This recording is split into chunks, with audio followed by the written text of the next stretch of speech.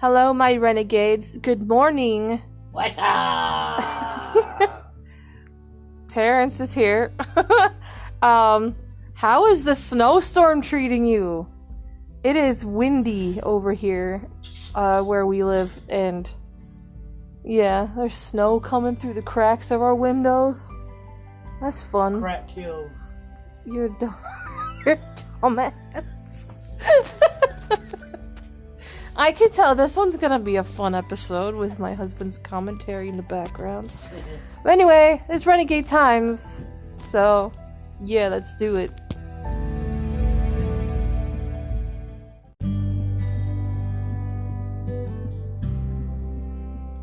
There was somebody that commented, shout out Lauren, Yeah. Anyway, she said, that was the worst interview ever. She's like, I'm not trying to be mean or anything, but that was the worst interview I've ever heard or I've ever seen in my life. I'm like, okay, honey, do you feel good about yourself being a troll? I mean, I'm the Troll Patrol, bitch. Shut the fuck up. Suck my gilly weed. What the fuck? I'm just saying, this is the reason. Well, there's many reasons, okay? I'm socially awkward. I don't really need to give this bitch an explanation, okay? But it's bitch season. It is bitch hunting season. It is bitch hunting season, people. Have you noticed? All the bitches come out when it's fucking cold out. No, I understand, why she said it. Of course, I can, laugh it off and be like, I'm socially awkward, I'm sorry, but, yeah, that's it. I don't need to apologize. I don't need to explain myself. My channel is growing. If you don't like it, you can go somewhere else. You don't have to leave mean comments like that, because I will shout you out. I will proudly shout you out as the asshole that you are. Okay? That's just me. Anyway, she's like, oh, I'm not trying to be mean. Ma'am, you had the intent of being mean, or else you wouldn't have said that you weren't trying to be mean. So, you could have just said, that could have went better, But it's cool. It's fine. Okay? Have a Merry Christmas. Or a Merry Bitchmas, whichever one.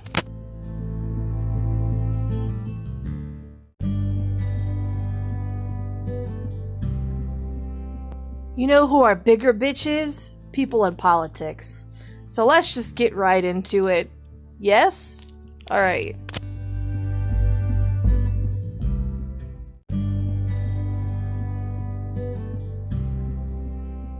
Okay, and another thing, listen, I watched Avatar 2, okay?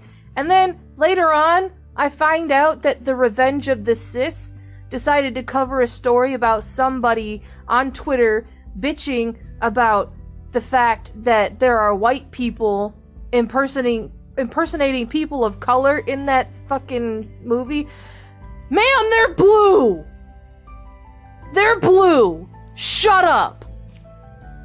Apparently every shade of color except for white in the crayon box just counts as African American to everybody now. God forbid somebody decides to make green people and is like, oh, guess what? You used a white actor for that. Like, bitch, I've never seen a green African American, I'm sorry. Or a blue one. I can also understand that, yes, they have worn dreads and stuff like that. They did wear dreads. They wore dreads and braids like and curls. Well, some of them were African American. That's the thing. But the thing is that, for one, I know for a fact that you're actually complaining that who was it? Kate Winslet? Yeah. Kate Winslet was in there. She was one of the main characters. She's English, by the way. Not technically white. Okay? Alright? Sam Worthington is Australian. Australians wear dreads sometimes. Get the fuck over it. And you know Stop what? And you know gatekeeping what? hairstyles. If they didn't wear dreads, and if they didn't wear that stuff, people say, "Well, oh, why are they acting so white?" They're whitewashing, even though they're blue skin. So make up your damn mind. Quit trying to race and culturize. What is it? Culturize? Cultural appropriation. Yeah, stop trying to do that because it's exhausting. It is exhausting. Not everything is political. Sometimes we just want to escape into our own fantasy world and I'm black, and not care. And I'm black and white. My dad was straight black. Like black is like charcoal black, and my mom was white, is pale white. So yeah, I'm a graham cracker. And I'm his Nilla wafer. Anyway, bottom line, okay? If that's the case, can we create some frosting in the milk? You're grounded. Go away. No, bottom line, okay? Quit gatekeeping hairstyles because somewhere in some other culture besides African American culture, somewhere out there in the world, somebody lighter than you has had that hair color or had that hairstyle before. So shut the fuck up, sit down on your ass, put some butt hurt cream on your ass first, then sit down, okay? Just rest. Calm down, it's fine. Okay? Okay, I'm done with my rant. Let's go into politics. I'm sure I'll rant a little bit more with that shit, but okay, let's go.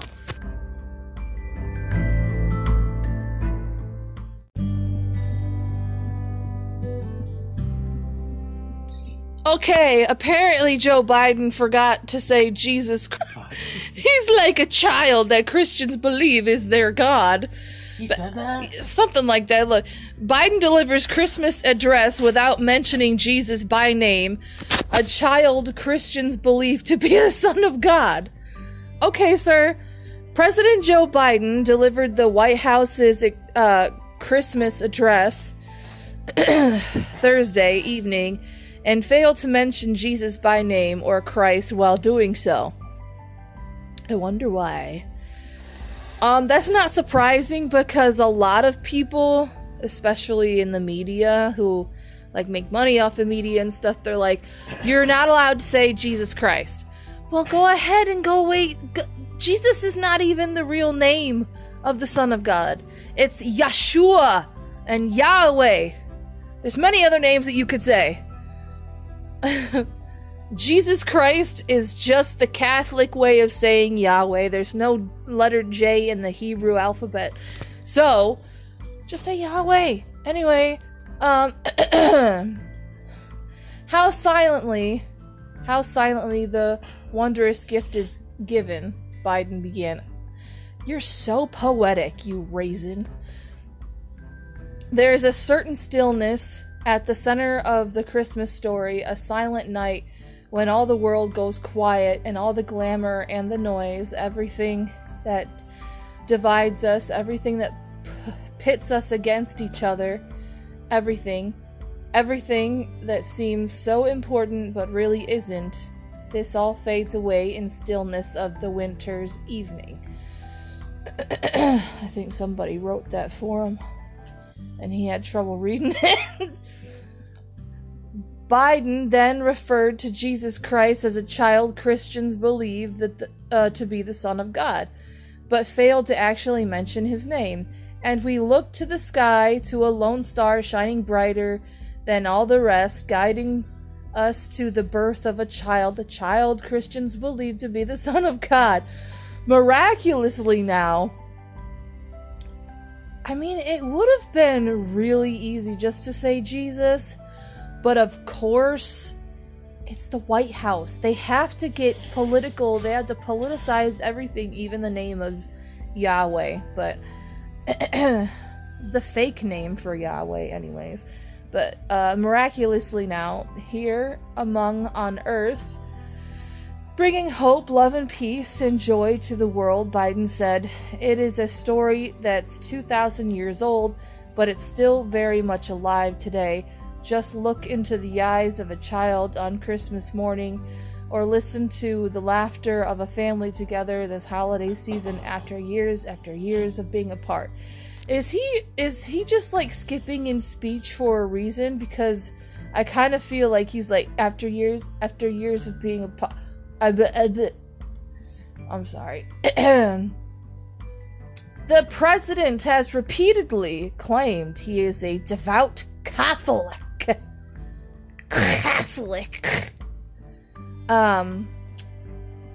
Despite his support for leftist policies that go against church teachings. You know, religion doesn't matter to them. They just want to say that I'm a Catholic or a Christian just to get the Christian vote or the Catholic vote or whatever the hell they are, to get that type of group's vote in order for them to, you know, stay longer in office or stay longer in the House or what have you. It's just how they operate. They're lying. I mean, are we really surprised at this? Like, do we expect anything less from the White House? Pope Francis has referred to Biden's statements on his faith and his stance on abortion as incoherence. Well, that's interesting. I've never actually agreed with the Pope. Biden stressed unity in his address, which means after 18 Senate Republicans joined with Democrats to pass a massive ominous spending bill that is loaded with earmarks, caravouts, and favors for numerous lawmakers, including $1.2 million for the LGBTQIA Pride Centers. The bill also provides almost $500 million to border security in several Middle Eastern and North African countries. Okay.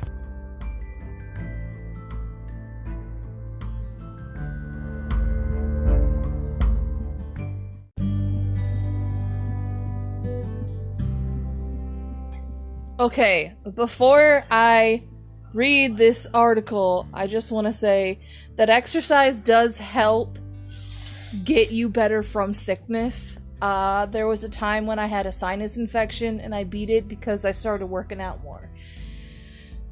It builds your immune system, so this article that I'm about to read has some logic behind it. So I don't know why they're mocking this person for saying this, but WAPO mocked for eye-opening study saying exercise limits COVID risks. So, the Washington Post took a virtual beating on Thursday over an article detailing the results of an eye-opening study that compared exercise habits to coronavirus outcomes. Regular exercise protects against fatal COVID, a new study shows, the headline read. And the article went on to lay out some of the findings of the study, which was published December 14th in the American Journal of Preventive Medicine.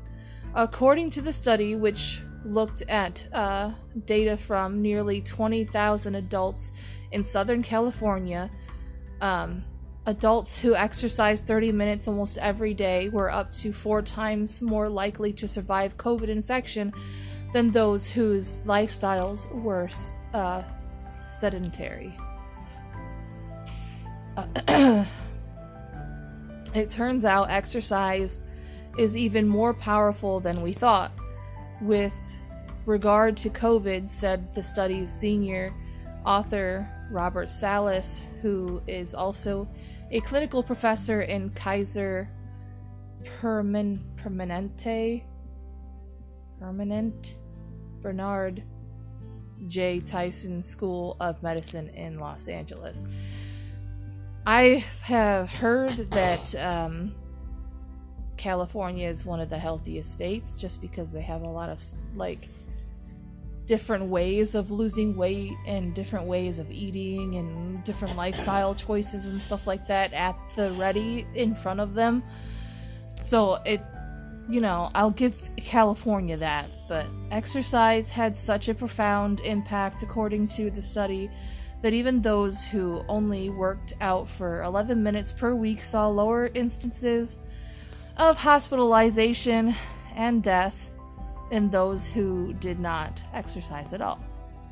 Critics quickly swarmed on Twitter, mocking the post for being late to embrace what many had believed to be an obvious conclusion, even as cities and states had locked down gyms and even outdoor playgrounds. Remember when they closed the gyms? Author Max Lagavere tweeted. Okay. I like the fact that somebody made attention, like got attention to this, because some of y'all are dumb as hell. Okay? I'm sorry, but some of you are stupid, okay? Some of us in America don't know that exercise actually helps our body in many different ways, okay? Some of us would rather stay woke folk and be like, get your shots, get your vaccines, and let us be part of, you know, the Lucifer race and shit, instead of actually going out and doing something for themselves, you know, like getting a job and going to a gym and exercising and shit. You know, they'd rather just stay in fear and be a subject to the government. So it's like, no matter what anybody says, somebody is going to complain about it. So apparently it's obvious to y'all that everybody should be exercising and working out because it helps keep viruses away. Well, yes, no shit, but some people don't know shit. So, I mean, what are we supposed to do? Just let those people who don't know shit not know shit? Anyway, actor and comedian Rob Schneider added, surprise, surprise, healthy people less likely to drop dead. Well, yes, sir. Anyway, let me get this straight. We mandated vaccines even though widely known they don't stop spread because we must unburden the hospitals. Yet we locked people in their homes, closed gyms because we wanted to burden hospitals. Stunning act of journalism. Anyway, I don't know. Like I said, there's some dumbass people out there in America that just don't want to do shit. They want to stay poor, fat, and stupid. That's why there are people that would rather take a pill or take a vaccine, because it's the easy way and they can call themselves healthy when they're still poor, fat, and stupid. So, I am just flabbergasted at the fact that even people want to heckle somebody spitting the truth, because some of y'all need it. You do realize obesity is a pandemic in itself, right? Like, morbid obesity. But, you know, it's whatever. Some of y'all just want to take the easy way out and take the vaccine because, oh, exercise is hard. Anything worth having, especially a healthy body, worth working for. So, you want to die, or do you want to live? That's basically what you're choosing to die by just taking the vaccine and not doing anything else. But this is something people with functioning brains know in March 2020. Instead of talking about the vaccine nonstop, we should have been telling people to put down the junk food and go for a nice run. I agree. Special Forces veteran and UFC fighter Tim Kennedy added, those of us not profiting off people being sick or living in fear have been saying this for 2.5 years. Glad you finally joined the party. Yeah, I mean, I understand why some of these people who have, like, made comments about this are upset, because some of them aren't heard and they're ignored because people do want the easy way out. They want to take a pill. They want to, you know, feel better, and it's like putting a band-aid on an open wound, like a gash of a wound. It's not helping, you know. putting a band-aid on a huge ass scar that the band-aid is not going to cover is not going to help. It's just like that. A pill sometimes, or a vaccine, is the same way. You can't put a band-aid on someone who's been gutted. Okay? You need serious help. That's my analogy. But exercise in almost any amount reduces your risk of being hospitalized or dying of anything.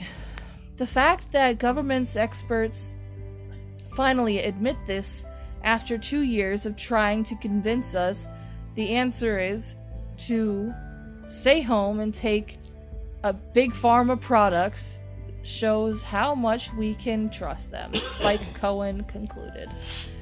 Yeah, I agree, people. Get up and move. It's good for you, and, you know, it may be hard at first. I know I've talked about this in my last episode about exercise and stuff, but it's good for you. Your body's meant to move. So go out and do it. Probably not now because it's snowing and it's very windy. Do it in your house.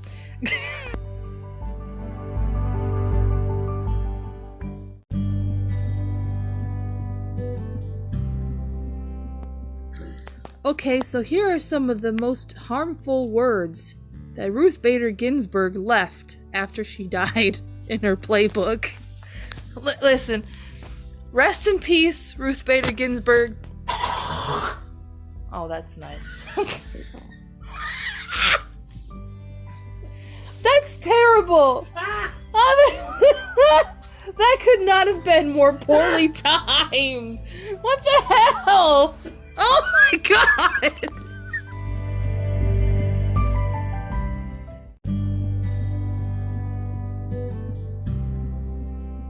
Okay. Excuse us for the crazy outburst we had. Apparently we've got cabin fever already in this snowstorm, but Stanford's new harmful word list is right out of Ruth Bader Ginsburg's playbook from 45 years ago. What?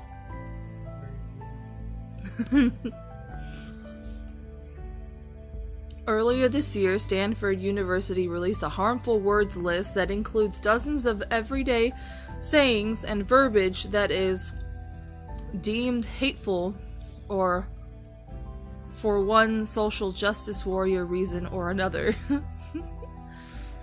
For many, it was a sign that the left had gone one step further into insanity. Unfortunately, that kind of speech code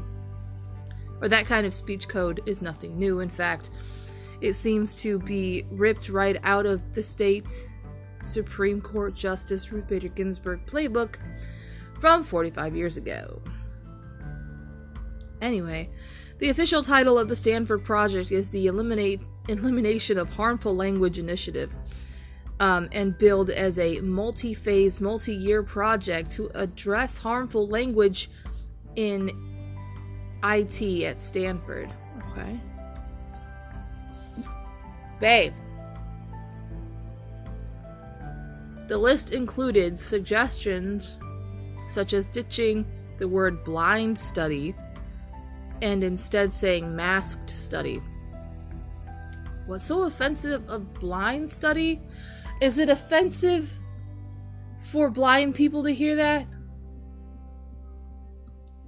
Because I'm sure, I don't know. I have only met maybe one blind person before, and it was my papa, and he did not give a shit. He didn't give a shit. He didn't get really offended by anything.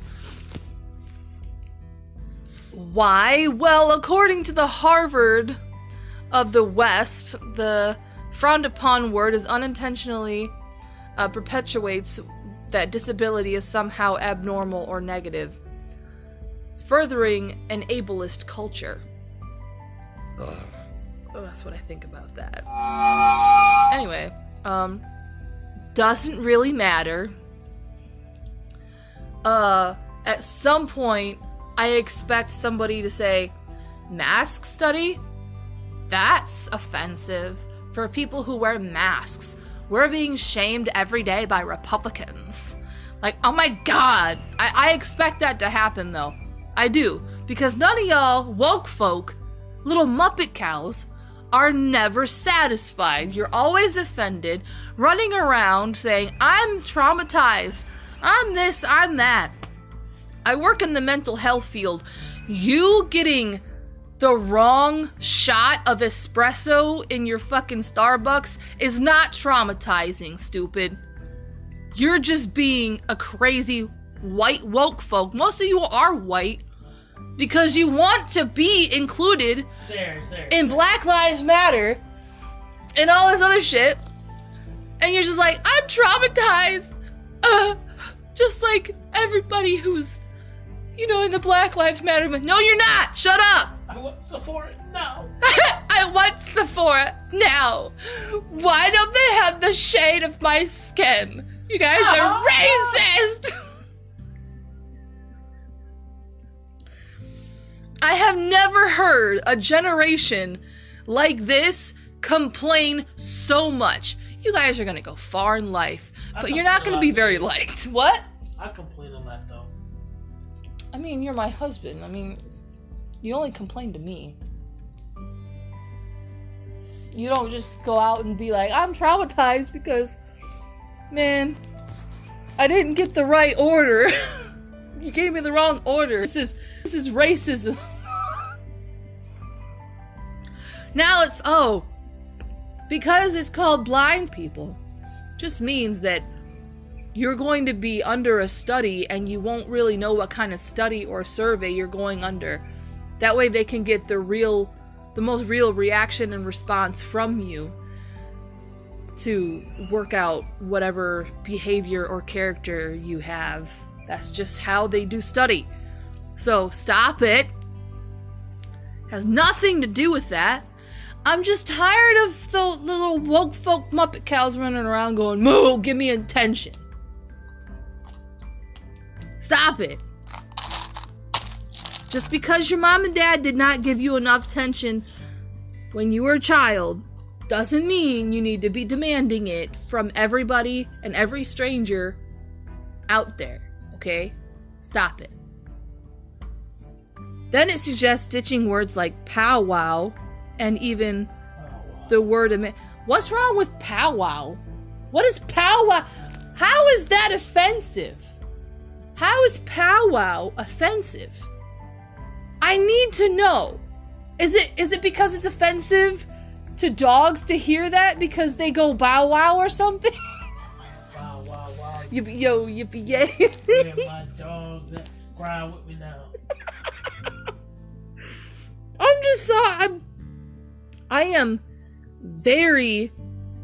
I'm astounded. What is wrong with powwow? And even the word American. Okay, the word American, it just describes the country that you're in.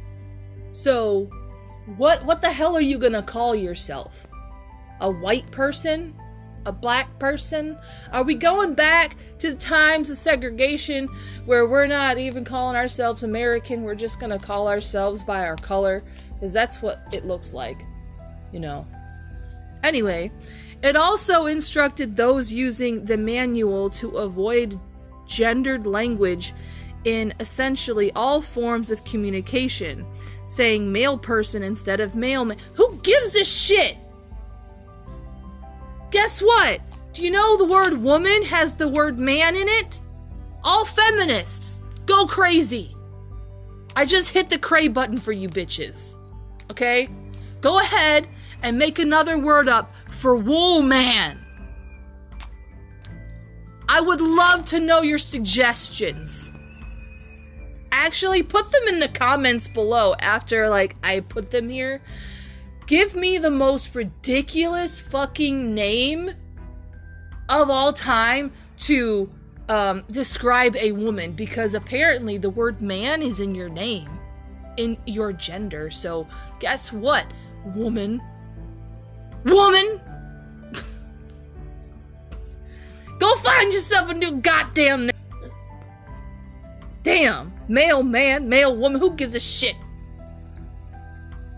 You guys are getting offended and finding hills to die on left and right. Shut up!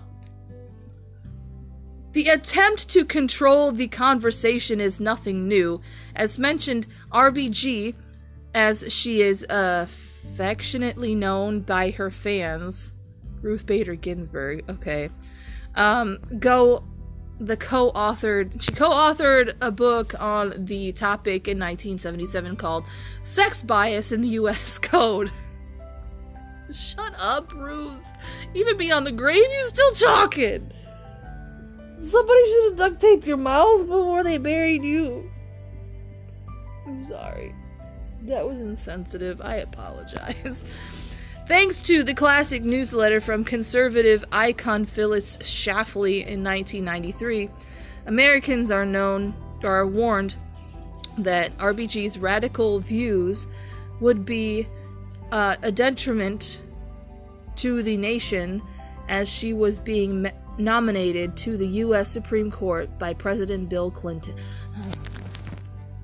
You mean the baby fiddler? You know, because he likes to touch little girls too? But, yeah, it's okay to make a joke that Biden touches girls, because we all know that. He even sworn in the new reps and started touching their kids. So, but we never see Bill Clinton getting involved in that shit. Yes. How does it happen that the Supreme Court nominee, whose only experience in private law practice was 7 years as general counsel to the ACLU. The ACLU needs to be just burnt to the ground. It just needs to be. It just needs to be. It came to be praised by almost everyone as a moderate and a centrist. The mother turned activist said the Phyllis Schlafly report for 1993, "My theory is this just proves how easily men are fooled by a skirt." What? True, but they deducted that Ruth Bader Ginsburg is moderate because she isn't a loudmouth, frizzy-haired, bra-burning street demonstrator, woke folk Muppet cow. Yeah, yep, true. I don't know about that. I don't really agree with that, though. Just because she's soft-spoken doesn't mean that she's not, a crazy bitch. But, in fact, Ginsburg's writings betray her as a radical doctrinaire feminist far out of the mainstream. Are we surprised? The conservative said at the time, she shares the chip on her shoulder radical feminist view that American women have endured centuries of oppression and mistreatment from men. Men are receiving much more mistreatment from females because of the shit that you guys are doing to men. Okay? I see what you crazy females do. Okay? Okay? I've seen a bitch paint with her period blood and say that it's art. You're nuts. And you're disgusting. This is why I don't have a lot of female friends. Because most of the time, listen, the female friends that I got, I ain't talking about you, I love you very much, and you're badasses, but anybody else outside of that small circle are batshit crazy, okay? You want to paint with your period blood, tape pads, used bloody pads to your husband's faces, that way they, understand somehow how you feel whenever you're on your period and all that shit. That's not gonna help. That's just gonna make him not like you anymore. Like, the fuck?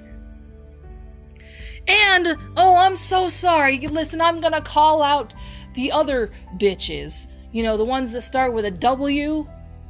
Y'all put period blood and cum and spit in your husband's food to control them.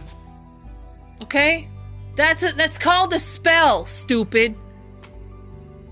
It's a spell. So stop. Men are not your puppets. I'm tired of this feminist shit. I hate feminism. I am an equalitarian. I believe that both men and women are equal. I don't believe that I should be a feminist in order to express the view of equality, because now feminism is all about wanting to control men and masculinity. They've done that. They have proved that they are batshit crazy by burning their bras, taping pads to their husbands' faces, and pissing their pants, okay, in front of people. And screaming bloody murder for no apparent reason in the middle of a public place. How is that helping your cause when you do all of that crazy shit? It just makes you look like a goddamn dumbass. The sex bias in the U.S. Code. Okay. Her co-author suggested that the U.S. remove more than 20 words or phrases from all U.S. laws and substituted them with the sort of language advocated by the Stanford University. According to Shafley, the activist turned judge went far beyond changing merely language in sex bias in the U.S. Code. Ginsburg also advocated an entirely gender-neutral society in which women were drafted to combat, prisons were sex-integrated, prostitution was legalized, and practical elimination of single-sex organizations and places of education. I have to read that again because I don't believe what the fuck I just read. Gender-neutral society in which women were drafted to combat. Don't we already do that in the National Guard? There's women Marines out there. There's women in the military who fight war. That is not an issue anymore, stupid. Prisons are sex integrated, meaning men and women would both be in prison together? You do realize it's not an actual prison when you do that shit, right? Everybody's gonna be raped, murdered, and killed, okay? Women are gonna be... You are back asswards, ma'am. The reason why they're sex separated is because there would be much more problems. There are men in jail that like to rape and mutilate women. So if men and women were in the same goddamn prison, you honestly don't think that a man is not gonna, like, stalk a woman and be like, oh, I'm gonna rape and mutilate her in her cell, and no one's gonna do anything about it because the law has actually said that this is allowed? Stupid. Prostitution was legalized. You do realize that sex workers don't always work individually. They actually have a pimp that abused them. It's called sex trafficking. You're promoting that as well? You're promoting sex trafficking as well. I don't care how you spin it. I don't care if a woman works independently. She's disrespecting her body. She's just disrespecting herself. I don't give a shit, okay? Don't like it. That's my opinion. You can take it however you want. I don't give a shit. Okay? But if a woman actually has a pimp, okay, that's called human trafficking. Okay? Nowadays, we have, like, OnlyFans, where people can take pictures of their pussy and feet, you know, and get a profit for it. And that's all they have to do. That's all they have to fucking do, is that. They don't actually have to go and work and have a purpose in life. They could just sit on their ass and take pictures of their feet all day. Call me old-fashioned, but that's not a fucking job. You're being a whore. Prostitution was legalized. Okay, yeah. And the practical elimination of all single-sex organizations and places of education. all practical elimination of all sex. What does that mean? That there would be co-ed locker rooms in places of education? Okay, yeah, just turn everybody into perverts. Yeah, that sounds great. Though it's doubtful the current woke army draws their inspiration on these matters of RBG. It should be noted that all of those goals are being pushed by progressives in America as we... Yes, of course. The gendered language aspect is already widely accepted, and it is only a matter of time before they start demanding the other items with the same zeal. Ideally, Republicans give more pushback to that insanity than they did in the early 1990s. That year, RBG was confirmed to be the Supreme Court, or to the Supreme Court, by a vote of 96-3, with 40 GOP senators casting their support. However, granted that America recently had dozens of Republicans support changing the definition of marriage, that dream doesn't seem likely. Worse, we have no Phyllis Schlafly nowadays, and to sound the alarm on liberal loons either. Yeah, okay.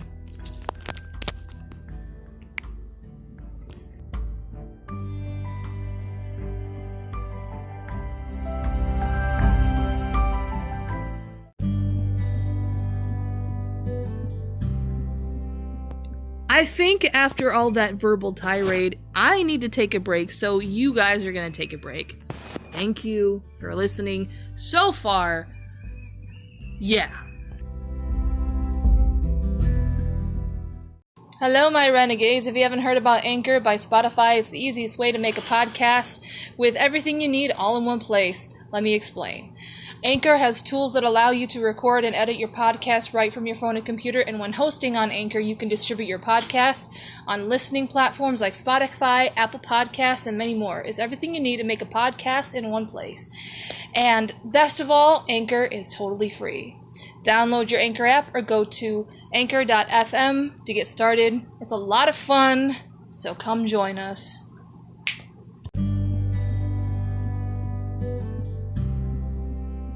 Now it is on to random shit that I find interesting. So yes, hold on to your hats, if you have one.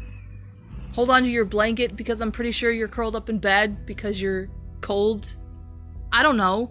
Hold on to something, because I'm on fire today.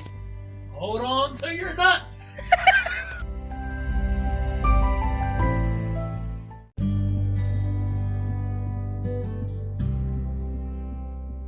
Okay, I have found an article, and I have recently been watching Alice in Borderland, which is amazing. It is, I want to say it. Yep, it's a Japanese show, and it's dubbed in English. But I've been really into, like, Korean and Japanese, like, shows now on Netflix. They have to be dubbed just because I don't have the patience to read. I'm sorry. That's just me. But Alice in Borderland is amazing. So, basically what the story is about these three best friends. They're all three male. And they're kind of like the losers in their society. They don't really have anything going for them. So they end up kind of like not running away, but they just decide to have like a fun day, all three together, like they usually do whenever something bad happens. They make each other feel better by just kind of like hanging out with each other. So one day, they end up in a room, and they end up being transported to this empty version of Tokyo. And they have to compete with other players. It's almost like Hunger Games, but bloodier and much more creative, I feel like. There's only one person that can be put on top, and so every time they enter an arena, they get a card from a deck. So like if it's the Queen of Hearts or the Seven of Hearts, then the 7 is like the level of difficulty, and the hearts is like, oh, they have to play with your heart. Spades is like life or death situation. Clubs is violence or something, and I don't remember what diamonds is. But every single suit has a different like explanation of what they're about to do, and the number on the card is the level of difficulty. So, and it's chosen at random, and they all have to they either have to work together depending on like the situation, or they have to make sure that they survive themselves, and not give a fuck about the person next to them that they're about to fight. So I love it. And the director who made Alice in Borderland is also going to be directing the live action of My Hero Academia. And I don't like live actions of animes or of video games. It just never works. But the director, the guy who made Alice in Borderlands, I'm already on the 3rd episode of season 1, and I am blown away. So maybe there's some hope for My Hero Academia, the live action version. Who knows? Who knows? I just love this show, so I'm just gonna talk about this. Alice in Borderland Season 2 is one of the year's best action watches. I believe it. Netflix Japanese deadly competition drama delivers even more viscerally engaging game sequences. It's hard to wrap up a high-concept genre series in a satisfying way. Just ask Damon Lindelof, who's famously made a different TV show about characters trying to survive a brutal other world whose personalities are revealed through flashback. But while the deadly Japanese sci-fi drama Alice in Borderland is not designed to have the duration of a Knots-era American broadcast network TV show like Lost, it does have the same kind of big plot that demands a big payoff. Thankfully, Alice in Borderland Season 2 nails its ending, and then some thanks to a decisive, or if decisive, ending, incredible action, and some great acting from its young Japanese cast. If you're looking for a show to binge over the holidays, this is it.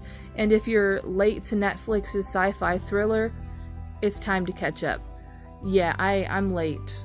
I've seen it on my suggested page on Netflix for a very long time, and I'm like, I'm not gonna like this. Oh, Sato is going to be, directing this and doing the live action image. I'm gonna have to try it. That's what got me. I was like, let me see this dude's directional skills. Amazing! I'm sorry. I'm being a fangirl now. In Season 1, Netflix's viewers around the world were thrust into a dystopian game world alongside protagonist Arisu, an undermotivated 20-something who spends his days playing video games and hanging out with his 2 best friends, self-assured bartender Karube,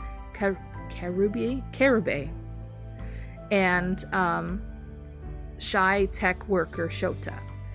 Karube and Shota are with Arisu when he emerges from the subway bathroom to find a Tokyo cityscape mostly abandoned, save for other reluctant players who were transported to the Borderland and forced to take part in deadly competitions.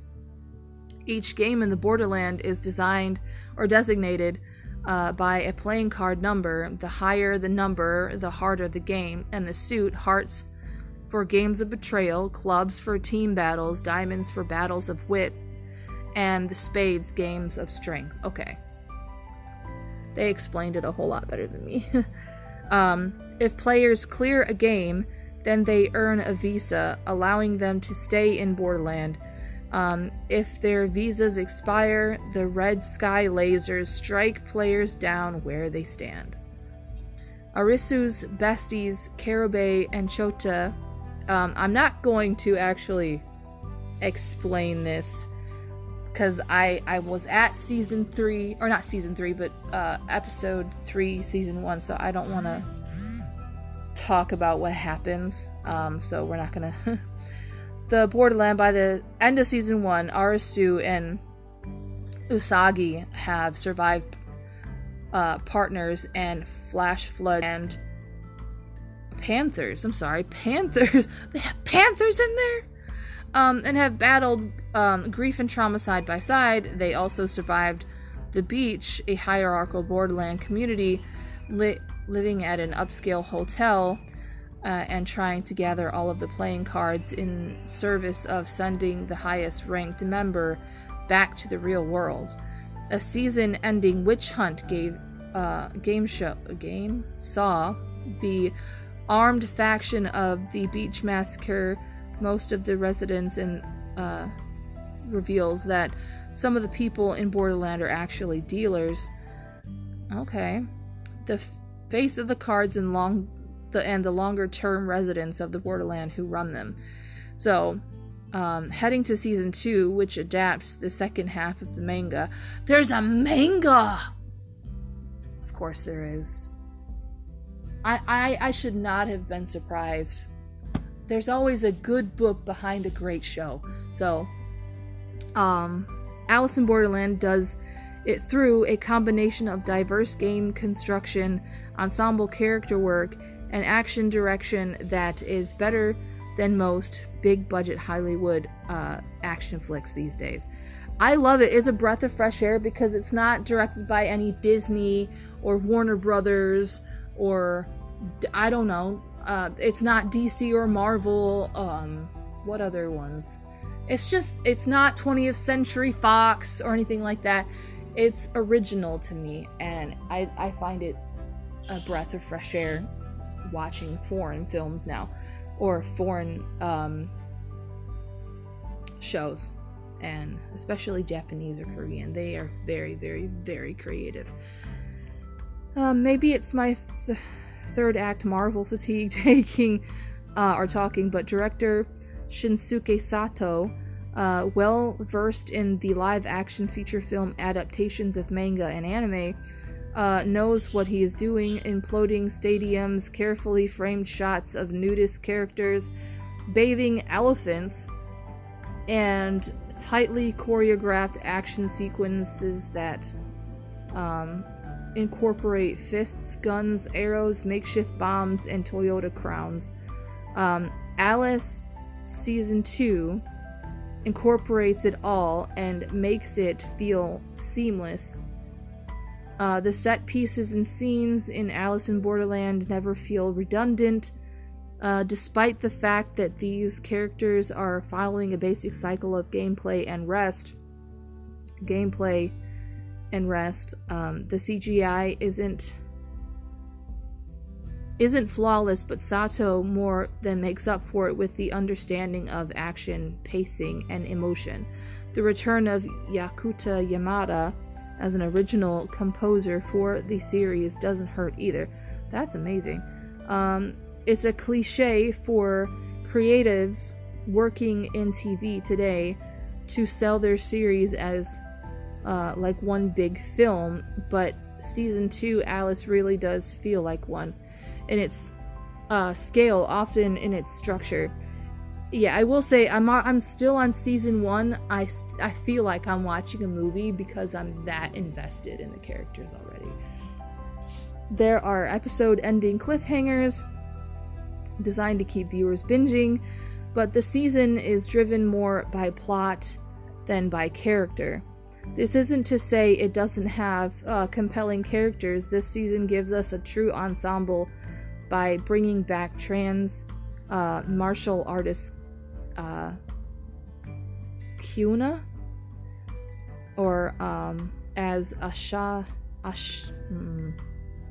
Asahina Aya, the cunning Chishiya Nishiro Murakami, endlessly amiable Tata, Yaturo Watanabe, the forensic scientist Anne, and Ayaka Miyoshi, as well as introducing a few new characters, notably since Guy Nudis Kayuma and scrappy amputee archer Haya Babe. In this newly configured team, Arisu is the one person who can see through the Game Master's machinations when faced with a new level of gameplay that doesn't always come with clearly designated rules. He sees logic thematically this season, questions why Arisu and the other characters can find a reason to help, to keep fighting. In other words, to live in a world that is actively trying to murder them. In the midst of a violent gameplay that could feel superfluously gory. Oh, I love the gore, though. I don't know why. I don't know. For me, gore is something that can be done tastefully, but also violently. I don't know. It depends on me, in my opinion. Like, there are certain types of gore, like, I can't do zombies. I think that's demented. I don't like it. I don't like seeing people eat people. That's terrible. But like shooting and like certain forms of torture is fine with me. I've seen it on shows before. So I feel like that kind of balances it out, that gore in the show. But anyway, in the midst of the violent gameplay that could feel superfluously gory, this pursuit for motivation in a seemingly nihilistic reality keeps Alice in Borderland relatable and rewarding. It grounds and gives story depth that this show would flounder and fizzle out without. I agree. This is such an amazing show. I recommend it because I love it. I'm hooked. I've been hooked since the 3rd episode, and I think I might watch more.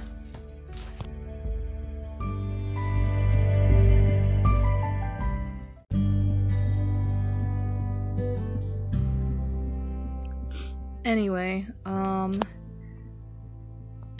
I kind of want to talk about the whole conspiracy of Walmart, because I found something on TikTok which kind of makes sense to me, at least. And I know TikTok is not a very good, reliable source for anything, but she has a very, she has the story of this girl who was abducted, and I kind of want to just let you guys listen to it. Okay, so I'm just gonna let it play. We all remember when WF was selling these cabinets. Everybody went crazy across social media. We had people on both sides of the fence saying that these were children. Some people saying that people just needed to get a life. But let me show y'all this. So I'm over here doing research, as I always do. Before I tell any information, I always do my research. And I stumble across a story that it seems like they're trying to bury. On September 8th of this year, a 14-year-old girl showed up to a hospital in Dallas, Texas, with her hands bound and her mouth gagged. She wasn't wearing any shoes. You could tell that she had been held somewhere for a period of time. I have blurred out this image only because I want to protect this minor. I'm not really sure why her picture was even posted in the first place. When the police arrived to the hospital to question the young girl about where she, been, where she came from, the young girl gave them an interesting story. To protect myself, because I do believe they are trying to bury this story. I haven't seen it on any major news outlets. I will call the company Bergmart. So the young girl goes on to explain how she and one of her good friends were inside of Bergmart shopping. She had to go to the back of the store while her friend went to another area of the store, and they were supposed to meet up at the registers. While she was shopping, a lady walked up to her and pushed one of these in her face and told her to smell this perfume. And the young girl, before she could protest, she did inhale whatever was on the strip, and she began to lose consciousness. But not before she got to see someone who she stated had on the Bergmart attire or vest came and grabbed her and took her through the back of the Bergmart. She described how when she woke up, she was chained to other children inside of a dark basement. She then went on to describe how masked men came into the room and threw bags over each of the children's heads before they were transported via train to another location or another state. When they got the children to this second location, she stated that some things happened to her that I cannot say on TikTok, so I'll just say traumatizing. And then she was put on a live auction with other little children, y'all. Now, this is where it gets weird. The young girl is claiming that this company, Bergmart, who has a missing wall that everyone knows about when they walk into the store, there's a missing wall right there when you walk in. She's saying that they are using that wall as an auction list.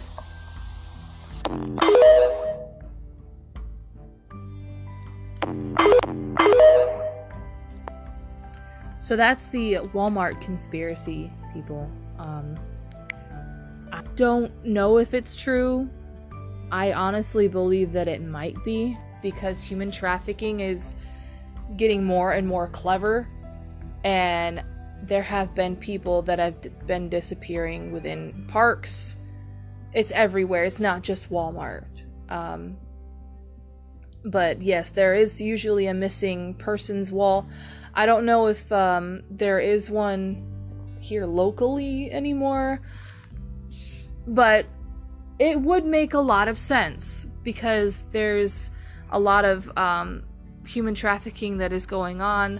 I have heard testimonials of people who have had people following them throughout the store, Walmart or Target. It's everywhere, and they're getting bolder and bolder. So the one thing that I would suggest to you guys to do is make sure that you check around your car before you get in your car. Make sure that there's like no unmarked vehicles or people watching you or following you.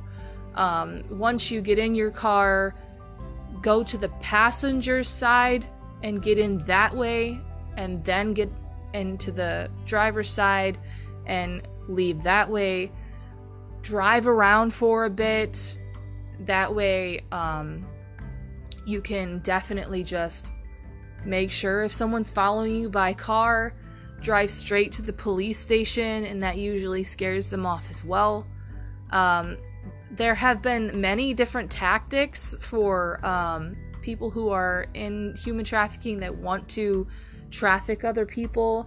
I've seen people, like traffickers, write things on the bumpers of people's cars, like 1F, 1B, which would stand for one female, one baby, and that would kind of like mark their inventory, and any other trafficker that saw that on their bumper would know that, okay, they need to be taken, they need to be abducted. So if you see anything like that, or any type of weird markings or weird things, like if there's money on your windshield that's being held by your wiper, do not remove it. Call the police, because there could be drugs like on it, and you don't want to touch anything that has been drugged. There could be a napkin stuffed in your handle, like in the handle of, where you open your driver's side door. Don't touch it. There could be something laced with it, and you don't want to go unconscious. If someone asks you to help them, just get in your car, I mean, honestly, I don't want to help anybody anymore because of what's going on now. It is just awful. Anybody who is in a salon, I've been in cosmetology, and we actually had to have a human trafficking course on how to spot someone who is either in domestic abuse or who has been trafficked, because most of the time pimps will bring their prostitutes or the people that they traffic into salons to make them look good for whoever's paying for them that night. So usually when that happens within a salon, if any cosmetologists never had a class about human trafficking, I'll give you the gist of it right now. If there is a person next to, usually a man, who is standing very close to the client while you're cutting their hair or doing their hair, that's usually a bad sign, especially if they follow you to the washroom in order to like watch them, wash their hair and stuff like that.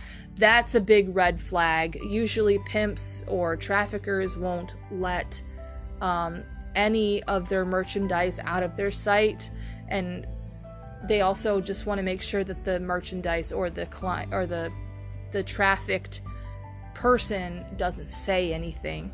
So and usually, women or children or even men get trafficked as well, who are trafficked and are in that situation. You can pick up on their body language, and people will definitely show you that they're uncomfortable. So with that, I would say go to your supervisor, alert them, let them know that there's suspicious behavior with this person that you're trying to cut hair for. Make sure that the law enforcement is called in secret. Don't let the pimp know. Don't let the trafficker know, because we want them to stay within the salon as long as possible until the law enforcement get there. So that is the whole gist of how to spot someone who's been trafficked or who is a trafficker. So and I've heard other things on TikTok, which to me, I don't know if I believe, just because there are like certain hand signals, like tucking your thumb into your fist. That's usually like a sign for domestic abuse. I don't know if that's relevant. I don't know if everybody knows that. I don't even know if it's true, so take it with a grain of salt. But since it has kind of like been a thing, I think if you do it, you're most likely going to get attention. Even if it's not a real thing. Some people who have been trafficked have been in this situation where they meet somebody who has been trafficked with a trafficker in the same room as them. Like in a salon setting, usually a hairdresser will be asked to give them an angel cut, which basically means that this person needs help. I don't know if that's actually true. I've been out of cosmetology for a while. I'm in the mental health field, which is a whole different ballpark. But I would just say, make sure that is exactly what that is, because there are some people who troll and say that this is what people who are trafficked say, and make sure that everything's correct in order for you to understand that this person's been trafficked or stuff like that. Zip ties around the handles of your driver's car is also a sign of someone tagging you, a trafficker tagging you and saying that, okay, this person's going to be merchandise at some point, so I have to keep track of them. Anybody who's following you within a public place, make sure that you alert somebody, especially like maybe in law enforcement. I know there's so many people out there that have problems with law enforcement. They are here to help, and they have really tough jobs. Okay, I just want you guys to understand that. But that's it. That's how you can spot a trafficker. That's all the information I know. There are also things that I've seen, like documentaries and movies that I've seen, where some traffickers will set up a fake modeling agency in order to traffic young women. They'll say you need to pay this much amount of money, and then, everything will be, okay. They're very charismatic. They're very charming at first, but I would just make sure that modeling agency or that certain agency that is going on that you're interested in is actually a real business. Go to the BBB website and make sure it's a legitimate company, and if it has been rated lower, like very low, don't trust it. Even if it is a legitimate business, don't do it. I would just do your research. Please do your research on this stuff. And that's it. That's the whole those are different ways of how to spot a trafficker. And if there are more different things and different ways to spot a trafficker that I find out, I will definitely let you guys know.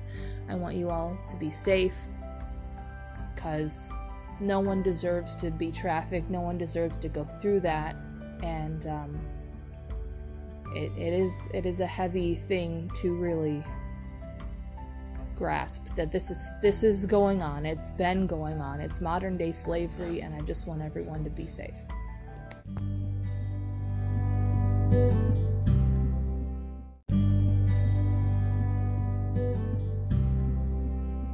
So on a lighter note, and this will be the last article I read, 8 sneaky signs you're walking around with poor gut health. So a lot of us don't realize what our intestines really go through, because they have to process good bacteria and good or bad bacteria. So it works really hard, guys. That's why we have the small and large intestine, and they both work very, very hard. And the things that we eat, especially acidic and tomato-based products, is very bad, especially if you have GERD or acid reflux or anything like that. So let's just see what we got here. The health of your gut microbiome impacts your overall health in more ways than you realize. So we're just gonna go to you're more irritable than usual. So that's the first sign. Many of us know what it is like to experience a churning stomach due to stress and anxiety, but according to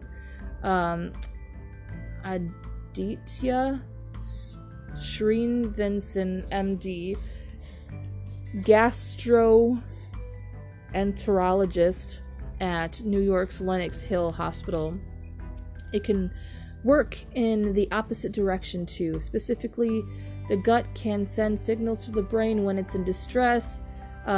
He says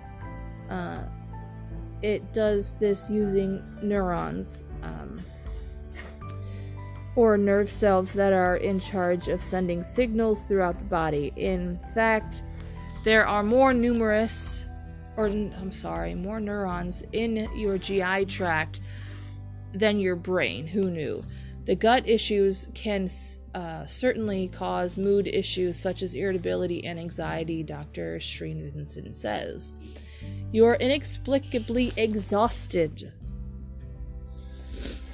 If you can't stop yawning or find that you're too fatigued to function normally day to day, even after getting the recommended amount of sleep night after night, an off-balanced gut might be the blame. According to Dr. Srinivasan, this can be partly related to the aforementioned mood issues, which can seriously mess with your shut-eye. What's more, your gut isn't properly absorbing enough of the right nutrients.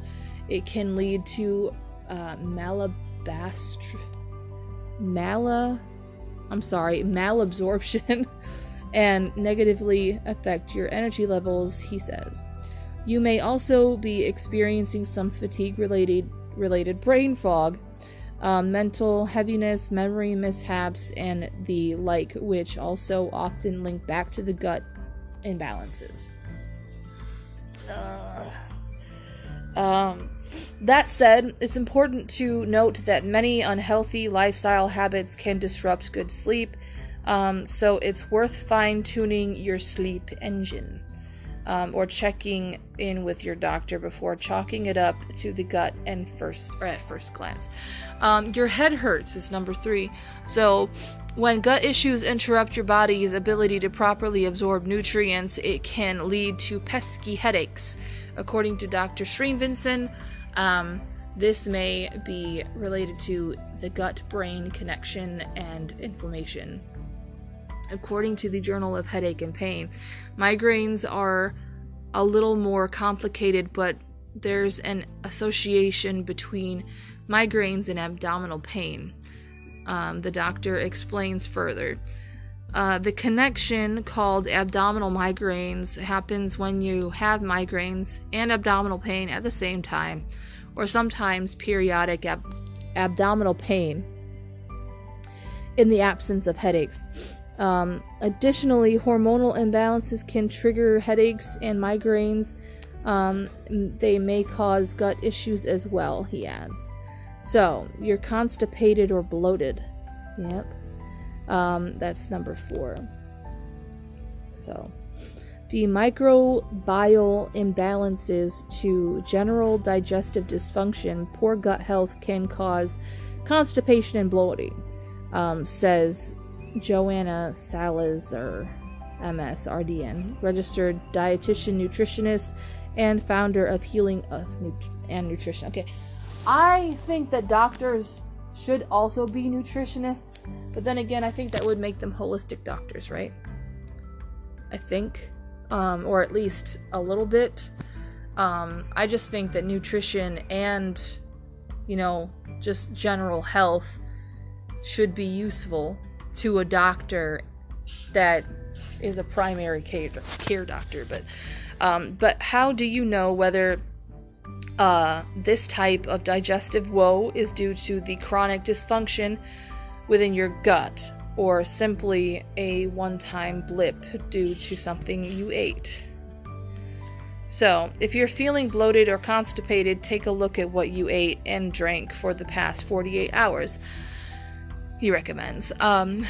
The 2 full feelings could certainly be used by something you ate or not drinking enough water.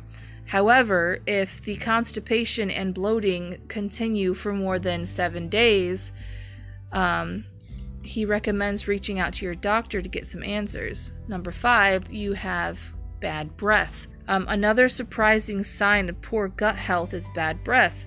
Here's why it happens. If you're not passing stool properly, like in the case of chronic frequent constipation, it can cause buildup of toxins in the body, and this can result to bad breath, a top gut health clue that shouldn't be ignored.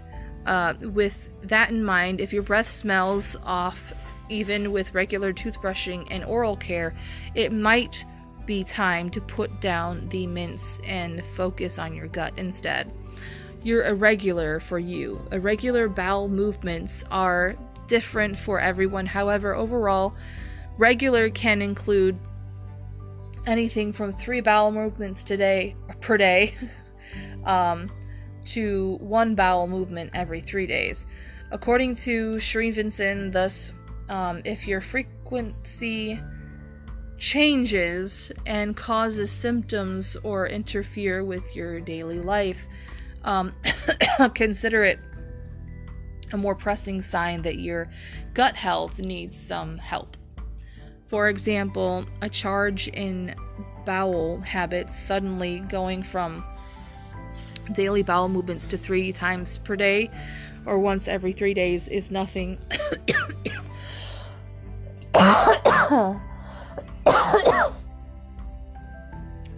Is worth nothing, says Dr. Shreeman. Okay, I'm gonna have to take a break. A voice break. Okay, I'm back. Let's see here. Number 7, you have new food sensitivities. Gut issues also trigger food sensitivities. One common example is a leaky gut, which refers to the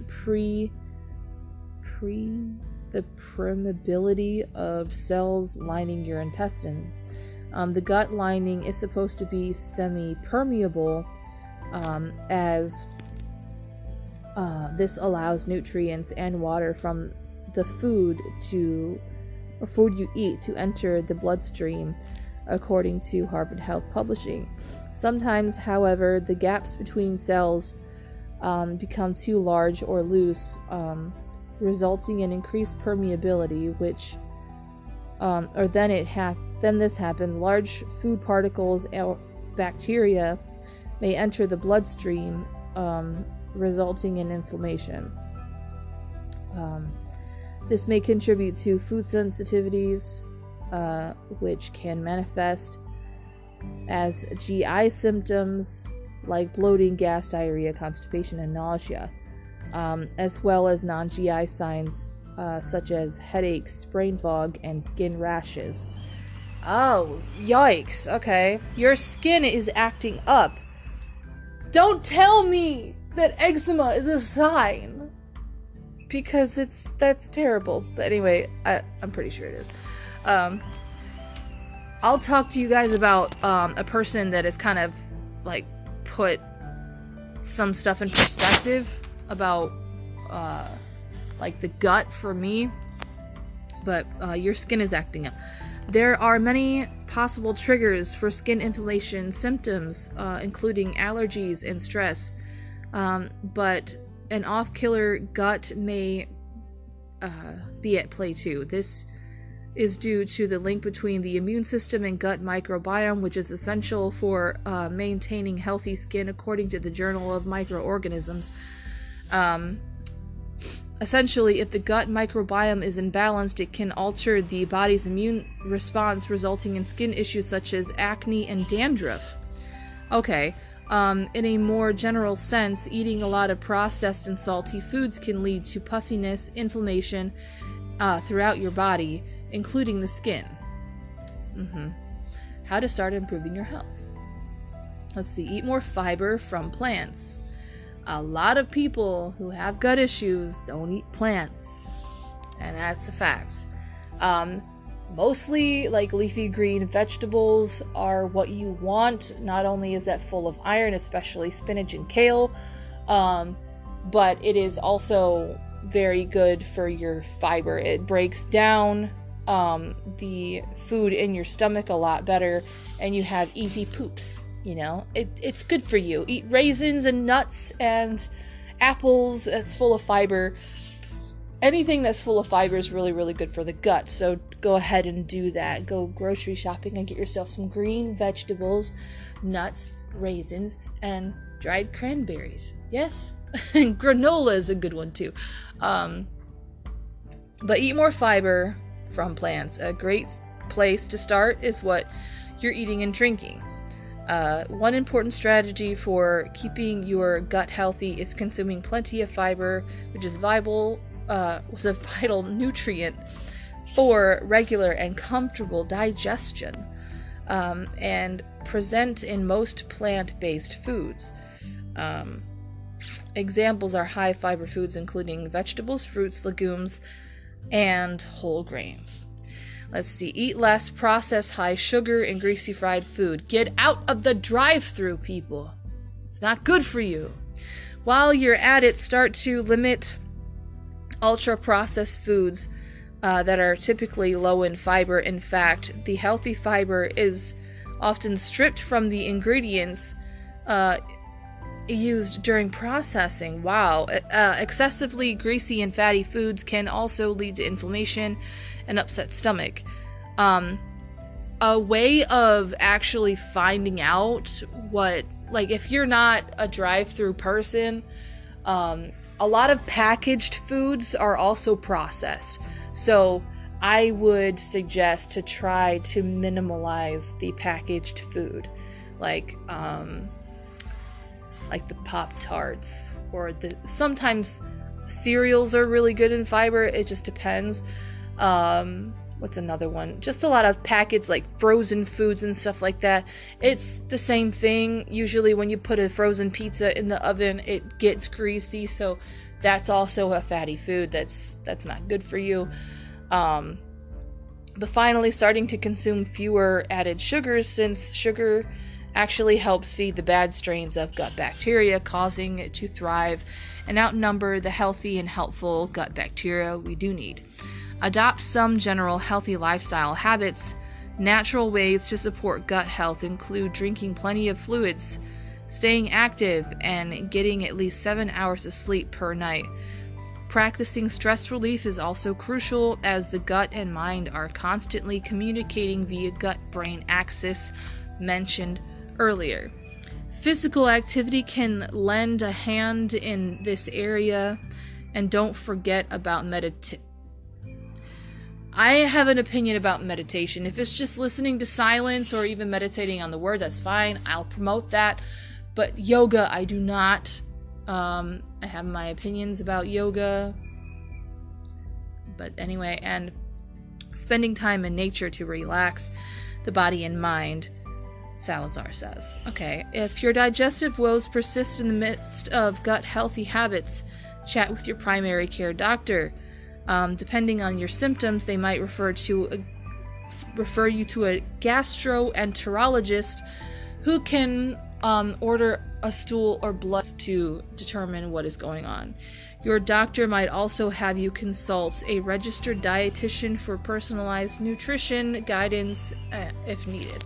So there is a girl on YouTube. Her name is Sarah Beauty Corner. Love her stuff. She also has a channel called Fun with Sarah, and what she does is that she kind of, I want to say earlier last year, she started, like, inviting her viewers into her life and, like, her healthy habits and stuff like that. She has her own garden. She grows stuff in her own garden. She has a bunch of turmeric that she uses in order to help her gut.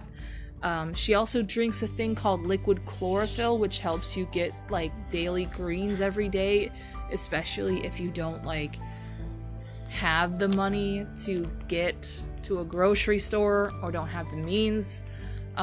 Liquid chlorophyll is also a good thing to do. She makes her own soup out of the vegetables that she finds in her garden for breakfast every day, which is something that I would love to do because the way she does it is so easy. And yeah, she says that she doesn't eat a lot of packaged foods. She has to make sure that, everything that she gets from the store is either organic, or she has to look at the back of the package, which I know is very boring for people, but if you care about your health and you care about your body, that would be something that you should do. I'm not telling you guys how to live. I just care about you. That's all. And as far as me making healthy habits, I'm getting there as well.